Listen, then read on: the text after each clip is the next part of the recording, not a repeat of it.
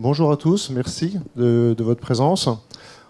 Aujourd'hui, on est très content, avec Cédric et Michel, de vous parler de l'AdopsBot de Digiteka. Donc, vous savez que Digiteka est une adtech française spécialisée dans la vidéo. Donc, on est connu pour notre player qui équipe 40 sites du top 100 ACPM aujourd'hui, avec aussi toute une galaxie de produits autour de ce player, finalement des add-ons autour de ce player, dont le dernier né, l'AdopsBot, est le fruit d'un très très long travail de R&D, piloté par Cédric, et avec comme utilisateur quotidien Michel, donc on est content de pouvoir vous le présenter. Alors finalement, à quelles questions on voulait répondre quand on a créé cet AdopsBot? On est parti du principe que le pilotage des campagnes vidéo est devenu de plus en plus complexe. Les Adops sont souvent soumis à une très forte pression pour atteindre des KPI qui viennent s'enrichir tous les ans avec de nouveaux KPI, donc la visibilité, la complétion, le contexte, la sémantique, la brand safety, l'ad fraud, la RSE, etc. Et qui rend le pilotage des campagnes effectivement de plus en plus compliqué de façon manuelle. Ça veut dire quoi? Ça veut dire que pour un AdOps, c'est des optimisations continues, très chronophages, puisqu'il faut plusieurs mois, en tout cas à un AdOps, pour identifier vraiment les zones de surperformance de son inventaire, et surtout pour les groupes ou les réseaux qui ont de multiples sites, c'est effectivement une tâche extrêmement complexe et chronophage. Du coup, avec Digiteka, qu'est-ce qu'on a fait? On a travaillé avec de l'intelligence artificielle pour arriver à automatiser au maximum le pilotage de ces campagnes et arriver aux meilleures performances en s'appuyant sur des algorithmes qui, effectivement, vont aller au-delà de ce que peut faire un cerveau humain. Encore une fois, et ça j'insiste dessus, ça n'est pas fait pour remplacer les Adops, c'est fait pour devenir le meilleur allié des Adops, ce qui est très très différent. C'est-à-dire c'est un petit peu comme dans les avions, c'est-à-dire qu'on va avoir la préparation au décollage et à l'atterrissage, qui va être effectivement paramétrée par les Adops, et ensuite, tout ce qui se passe entre les deux, c'est le bot, le robot qui s'en occupe. Donc notre ambition, c'est quoi? C'est effectivement d'optimiser ce pilotage. C'est né de la très longue expérience de Digiteka dans la vidéo. Vous savez que ça fait maintenant quasiment 15 ans que Digiteka pilote des campagnes vidéo. Donc on connaît parfaitement les attentes du marché, on connaît parfaitement la complexité de cette opération-là. Et ce qui est intéressant, c'est que ça a été conçu avec les Adops, pour les Adops. Donc c'est vraiment un travail qui a été fait main dans la main entre les utilisateurs et les équipes technologiques de Digiteka pour arriver au résultat qu'on est en train de vous présenter. Cédric? Bonjour tout le monde. Donc, je vais vous présenter quels sont les 7 grands atouts de l'AdopsBot. Tout d'abord, l'automatisation. L'automatisation du ciblage, la sélection automatique de toutes les zones de performance qui vont atteindre les KPI qui ont été renseignés par l'AdOps. L'automatisation ensuite de l'optimisation, excusez-moi, toute l'optimisation qui sera faite en temps réel, c'est-à-dire le travail aujourd'hui qui est effectué par un AdOps sera automatisé par le bot, enlever, retirer des zones, et toute la partie monitoring qui permettra d'être le dashboard de monitoring qui lui permettra de suivre si on atteint les fameux KPI de performance. Donc on ne les a pas mentionnés, mais les KPI de performance, on sera amené à les mentionner juste après. La visibilité, la complétion et un ciblage contextuel avec des catégories AB qu'on sera amené à vous présenter ensuite. Le deuxième atout de ce bot, c'est les garanties vraiment des meilleures performances pour la visibilité et la complétion. Aujourd'hui, le plus grand compliment qu'on a pu avoir de Michel, c'est de dire que si le bot n'est pas capable de le faire, alors il ne serait pas capable lui-même de le faire. C'est vraiment le retour d'expérience qu'on a eu des plus de 6 mois d'utilisation de ce bot en interne. Et cela est dû au fait qu'on a pu, grâce à la technologie de Digiteka au sein même du player, avoir une forte granularité pour aller chercher les zones de surperformance et faire marcher nos algorithmes en temps réel pour aller vraiment capitaliser dessus avec nos algorithmes pour aller chercher vraiment là où la visibilité et la complétion sont les meilleurs pour la campagne. Le troisième point, et pas des moindres, c'est vraiment du yield management sur la monétisation. Il faut savoir qu'aujourd'hui, la plupart du temps, nos clients, ceux qui ont poké la solution, et notamment Michel, utilisent le bot dans un premier temps uniquement pour atteindre des KPI qu'ils n'arrivent pas à atteindre habituellement. C'est C'est l'utilité du bot qu'on pourrait estimer être la première utilité, mais elle n'est pas uniquement là. On a dit à Michel et aux Adops vraiment d'utiliser le bot aussi sur des campagnes où ils ont tendance à surperformer. La problématique de surperformer, l'habitude d'un Adops, c'est d'aller pousser ses campagnes sur des zones de surperformance. Et on se retrouve avec une visibilité et une complétion qui sont au-dessus de ce que les annonceurs, les agences demandent. Ce qui se passe, c'est qu'en fait, en quelque sorte, on gage de l'inventaire. Le bot, lui, ce qu'il va faire, c'est que sur ce genre de campagnes, qui sont faciles à piloter, où la performance n'est pas difficile à avoir, il va faire en sorte d'arriver exactement à la performance qu'on lui a mentionnée. C'est-à-dire qu'à partir du moment où on est en surperformance, 75% de visibilité, qu'on lui a notifié 70%, il va aller dispatcher les impressions sur des inventaires moins qualitatifs. Moins qualitatifs, et cela, ça va vous permettre de remplir vos inventaires moins qualitatifs avec de la vente directe, et donc d'optimiser votre taux de remplissage. L'un des atouts, donc les atouts aussi du bot, c'est d'envoyer effectivement, de pouvoir piloter à la fois dans toutes vos campagnes directes le gré à gré, les campagnes, les deals garantis et les preferred deals, de le faire de manière cross-device, aussi bien sur du desktop, sur du mobile et de l'application. Et comme je vous l'ai mentionné, tous les clients DigiTK, aujourd'hui, on utilise toute une phase de mapping des zones des clients en fonction de leur URL et de leur contexte sémantique. On est capable de classifier totalement un éditeur avec du contenu, le contenu IAB, toutes les catégories et sous-catégories IAB.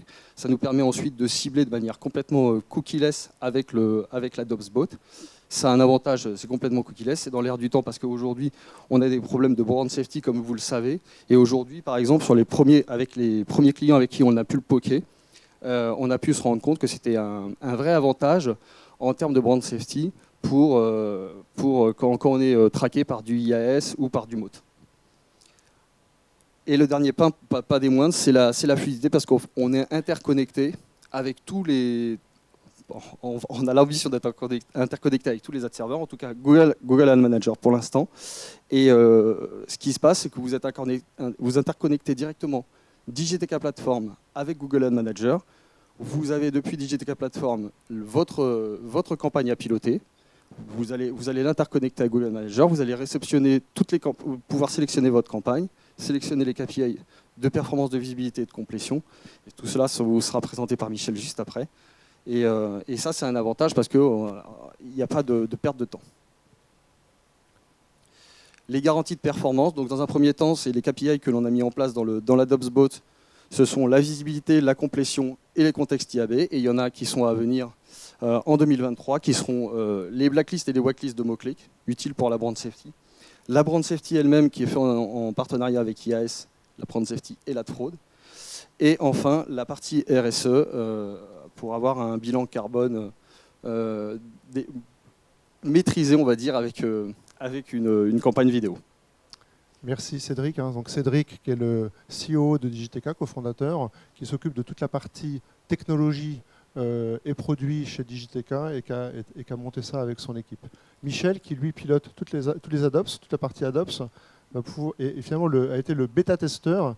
On l'appelle souvent notre bot Michel. On avait même hésité à appeler le bot Michel, parce que c'est un peu le cerveau, on va dire, métier du bot derrière, qui est quelqu'un qui a énormément d'expérience en pilotage de campagnes vidéo, et donc sans qui le bot n'aurait jamais vu le jour. Donc d'ailleurs, merci Michel, et qui va pouvoir vous présenter comment ça marche. Alors, comment ça marche une des grandes qualités, je trouve, du bot, c'est qu'il s'intègre parfaitement en fait à votre workflow. C'est-à-dire Michel, mettons sur le menton. Sur le menton. Et tu le bouges plus. Okay. Ouais. Il s'intègre parfaitement à votre workflow, c'est-à-dire qu'il ne va pas remplacer en fait, la manière dont vous fonctionnez complètement. Vous allez créer d'abord votre campagne donc avec l'ad serveur primaire de votre choix. Une fois cette campagne créée, les informations de cette campagne vont être automatiquement récupérées via la plateforme DigiTK. Donc, comme vous pouvez le voir dans la slide de droite, on a les dates de fin, dates de début, les objectifs. Une fois toutes ces informations, donc la campagne créée sur l'ad serveur primaire et les informations récupérées, vous créez la règle de pilotage. Donc, les objectifs sont fixés de manière assez ergonomique. Donc il y a la complétion, la visibilité, et comme répété avant, il y a les thématiques IAB qui permettent d'ajouter une couche contextuelle. On sait que de nos jours, il y a de plus en plus de contextualisation qui est demandée dans les briefs, et donc ça veut dire coupler des KPI avec un inventaire qui est de plus en plus réduit. D'où l'intérêt d'avoir une estimation de l'inventaire disponible. Parce que le bot va pouvoir optimiser au choix et optimiser au possible, mais il ne va pas pouvoir créer de l'inventaire. Pour ça, il faut quand même vérifier que l'inventaire disponible est suffisant pour la campagne que l'on veut. Une fois la règle de pilotage créée, une paire clé-valeur est générée qui va permettre de faire le lien entre la technologie DigiTK et l'ad server primaire que vous avez choisi. Et ensuite, la technologie DigiTK va prendre le pas et optimiser via le bot.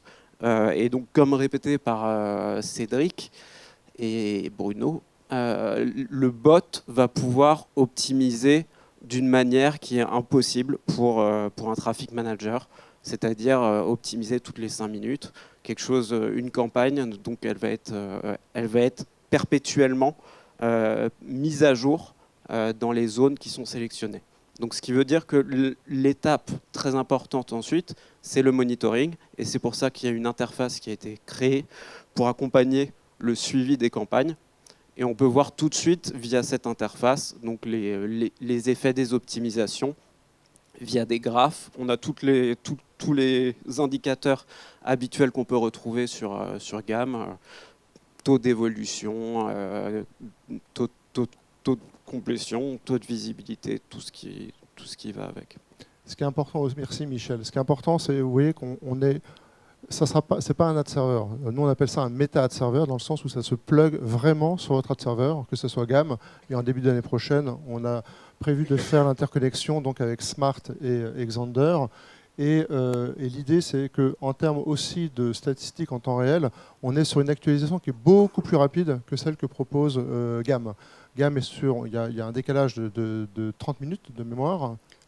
Alors, je ne saurais pas le donner exactement, mais effectivement, c'est une vraie problématique. On l'a déjà vu avec, notamment avec nos Adops, qu'il y a une vraie problématique de pilotage de campagnes vidéo, en tout cas, sur des ad servers comme GAM, puisque les taux de visibilité et de complétion sont remontés avec des délais qui sont assez longs. Et la plupart du temps, ce qui se fait dans le métier, c'est que la plupart du temps, on pilote une campagne vidéo au bout de au moins une journée, 24 heures le lendemain, pour pouvoir réajuster les zones de livraison, quoi.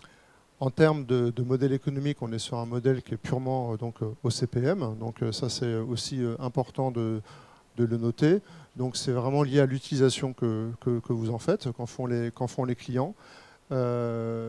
Et l'idée, c'est que voilà, s'il y en a certains d'entre vous qui ça intéresse, qui veulent le tester, de ne pas hésiter à venir nous en parler.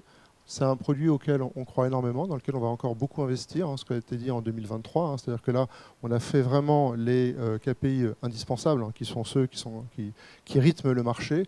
Mais ça va venir s'enrichir au fur et à mesure de ces KPI de RSE. On voit bien que ça monte énormément en puissance.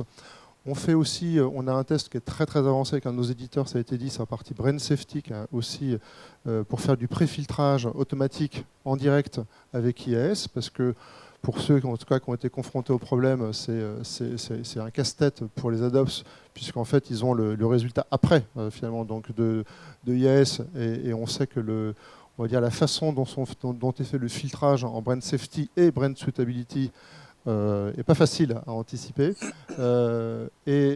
Et on a fait un second test aussi en le comparant avec des résultats de type MOAT, et qui ont aussi donné d'excellents résultats. Donc ça, voilà. L'idée, c'est vraiment de sécuriser finalement les Adops, sécuriser la fidélisation de vos agences et de vos annonceurs. On sait qu'on est dans un marché qui est ultra concurrentiel, où il y a un certain nombre de promesses attendues.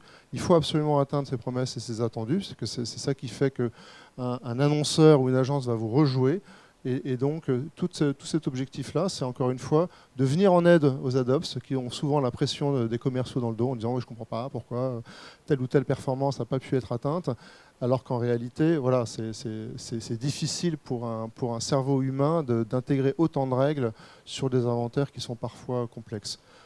C'est important aussi de dire, c'est relié au player de Digiteka, hein, parce que c'est lui qui porte les informations qui vont venir nourrir le bot. Pour autant, on ne s'interdit pas de l'ouvrir sur d'autres players, parce que c'est une technologie qui pourrait effectivement se plugger sur d'autres players, mais ça sera avec notre player qu'il est le plus efficace, parce que le plus nativement, encore une fois, complètement intégré. Est-ce que vous avez des questions ou pas ?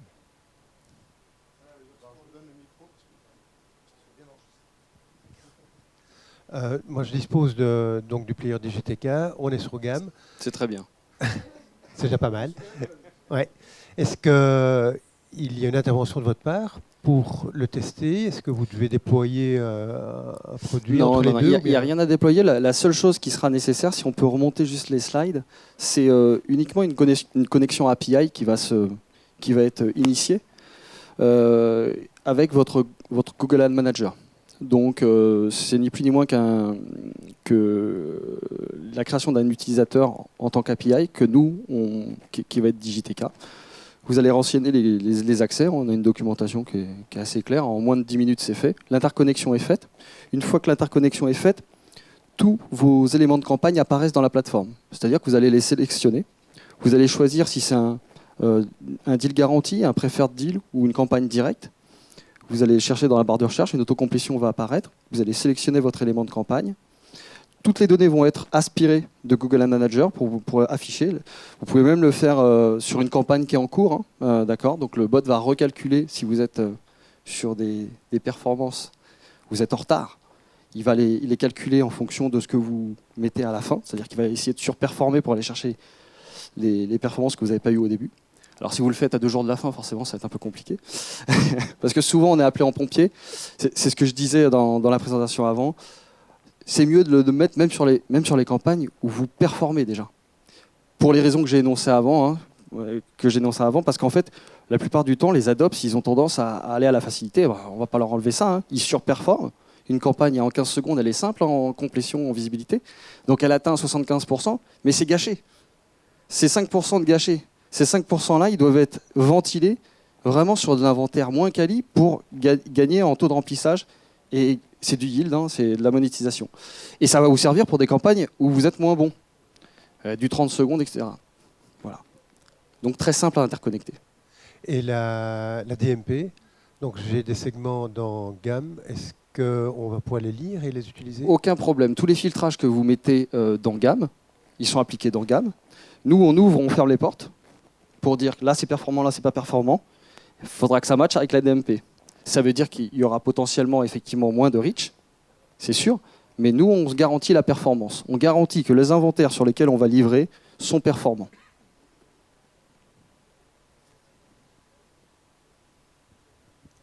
Merci. D'autres remarques, réactions, questions? Est-ce que ça a été hyper clair pour vous tous? Axel, donc, qui est le directeur commercial de Digiteka, donc Cédric et puis Michel et moi-même, on est à votre disposition, en tout cas pour échanger avec vous, si vous avez des retours à faire sur cette présentation. Et un grand merci pour votre écoute et votre attention. Merci beaucoup. Bonne journée à vous.